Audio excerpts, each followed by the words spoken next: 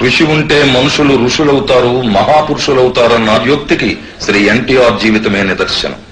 శ్రీ రామారావు గారు కృష్ణా జిల్లా నిమ్మకూరు గ్రామంలో 1923 మే 28వ తారీఖున నందమూరి లక్ష్మయ్య చౌదరి వెంకట్రామమ్మల గర్భశుక్తి ముక్తాఫలంగా ఈ గృహంలోనే జన్మించారు. పిన్న వయస్సులోనే వేదం, ఉపనిషత్తులు అభ్యసించారు. గుంటూరు ఏసీ కాలేజీలో బిఏ డిగ్రీ పూర్తి చేశారు. విద్యాభ్యాసం పూర్తయిన పిదప పుణ్యమూర్తి బసవతారకం గారితో వివాహం జరిగింది.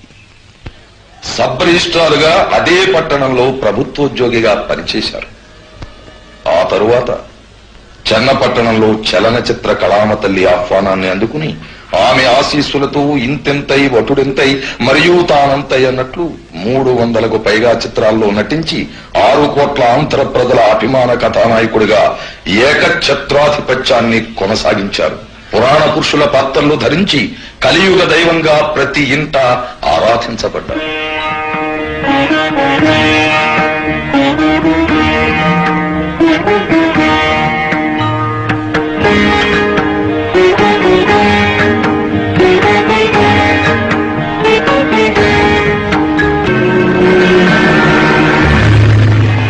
శాంతియుత పోరాట మార్గంలో పూజ్య బాపూజీ పిలుపునిస్తే భారతదేశంలో తెలుగు భూమి ప్రతిస్పందించింది. మన్యసీమలో సింహగర్జన చేశాడు విప్లవ వీరుడు అల్లూరి సీతారామరాజు. తెల్లవాడి తుపాకీ గుండెకు గుండె నెదురొడ్డి నిలబడ్డాడు మన టంగుటూరి. విశాలాంధ్ర అవతరణ కోసం ఆత్మత్యాగం చేశాడు అమరజీవి పొట్టి శ్రీరాములు. ఆ కోవలోనే ఆంధ్ర రాష్ట్రం ఆత్మగౌరవాన్ని అమ్ముకుంటున్న సందర్భంలో తెలుగు జాతి ఆత్మాభిమానాన్ని నిలబెట్టడానికి, తెలుగు సంస్కృతిని పెంపొందించడానికి, తెలుగు జాతిని ఉద్ధరించడానికి ఉద్భవించారు మన అన్న శ్రీ నందమూరి తారక రామారావు. 35 సంవత్సరాలు తనను అభిమానించి తాను ఇంతటి వాడవడానికి కారకులైన తెలుగు ప్రజలు అరాచకత్వంలో అల్లాడిపోతున్న దృశ్యం ఆయన్ని కలచివేసింది. ఈ దుర్భర పరిస్థితికి కారకులు కుహనా రాజకీయ నాయకులేనని గ్రహించి తన శేష జీవితాన్ని తెలుగు ప్రజలకు అంకితం చేయదలచి ఒక నూతన పార్టీ స్థాపన ద్వారానే ఇది సంభవమని నిర్ణయించుకుని 1982 మార్చి 29వ తేదీన తెలుగుదేశం పార్టీని స్థాపించారు నందమూరి తారక రామారావు గారు. తెలుగు జనతకు వందనం,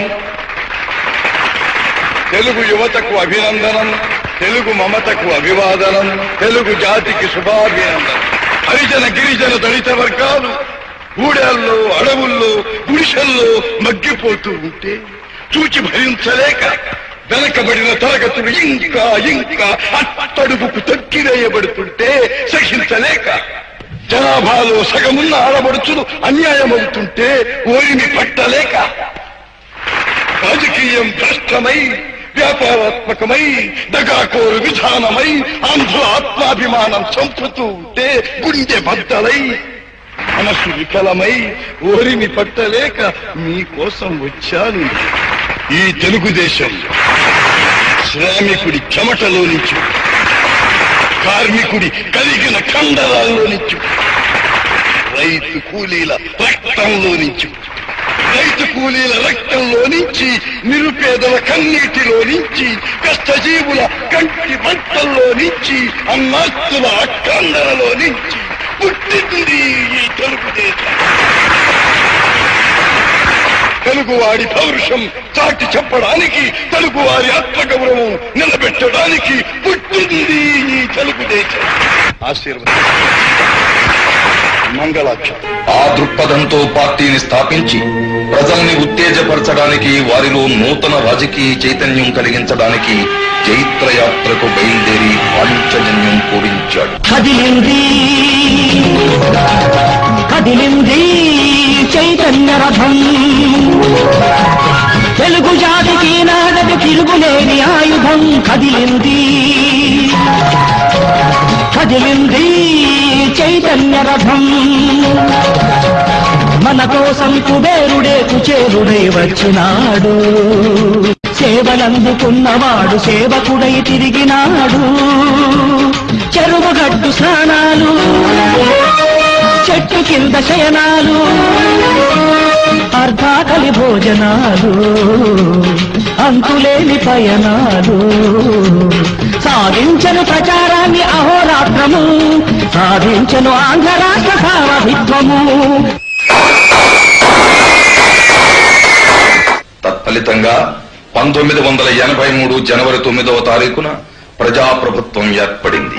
ప్రజా శ్రేయస్సుకై ఎన్నో సంక్షేమ అభివృద్ధి పథకాలను చేపట్టి 2 రూపాయలకే కిలో బియ్యాన్ని అందించి అన్నార్తుల అర్థాకలి బాధలు తీర్చారు. సగం ధరకే కట్టుబట్టలను అందజేసి చిరుగు బ్రతుకుల చింకిపాతల జీవులను బాగు చేశారు. పక్కా గృహ నిర్మాణాలను చేపట్టి పేద ప్రజల ప్రాణాలకు భద్రత కల్పించారు. ప్రతి కార్యకర్త ప్రజల మన్ననలు పొందాలి అని ప్రణాళిక రచన చేశాడు. అడుగడుగో మన తారక జనతారక నవతారక ధ్రువతారక రాముడు, ఘన కార్మిక ప్రియ కర్షక శ్రామికులకు దేవుడు.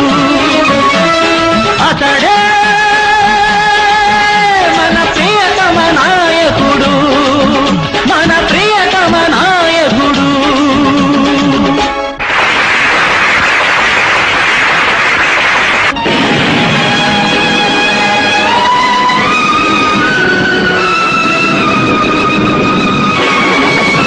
ప్రజాపాలకుల్ని చూసి ప్రజాకంటకులకు కన్ను పుట్టింది. హృదయకోశంలో శస్త్రచికిత్స కోసం అన్నగారు అమెరికా వెళ్లి తిరిగి వచ్చేసరికి కుట్ర జరిగిపోయింది. ప్రజాప్రభుత్వం కూలిపోయింది. డాక్టర్లు బ్రతికించడానికి అన్న గుండెకొస్తే సహచరులు పడగొట్టడానికి వెన్నుపోటు పొడిచారు. ఈ అన్యాయాన్ని సహించలేక, ప్రజాస్వామ్యానికి జరిగిన అవమానాన్ని భరించలేక డాక్టర్లు వద్దని హెచ్చరిస్తున్నా, ప్రాణం పోతుంది అని భయపెడుతున్నా, ప్రాణం కన్నా ప్రజాస్వామ్యమే మిన్నా అని అట్టుడికి పోతున్న ఆంధ్ర రాష్ట్రంలో మళ్లీ కొదమ సింహంలా గర్జించాడు. కదిలింది కదిలింది చైతన్య రథం, తెలుగు జాతికి నాడది తిరుగులేని ఆయుధం. కదిలింది కదిలింది చైతన్య రథం.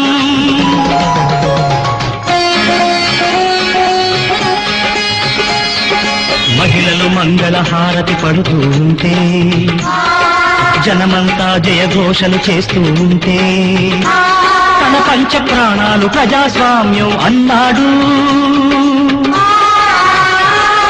ప్రజాసేవలో ప్రాణం తృణప్రాయం అన్నాడు. జనం కాదు చెలరేగిన ప్రభంజనం వాడు, అన్నకు ఆయువు పోసి అమరులైన వాళ్ళు. అమరమైన సంకల్పం ఫలించింది చివరికి, రాముడు పట్టాభిషిక్తుడు అయ్యను తిరిగి. ప్రజా విజయ జయకేతన నెగినను గగనానికి.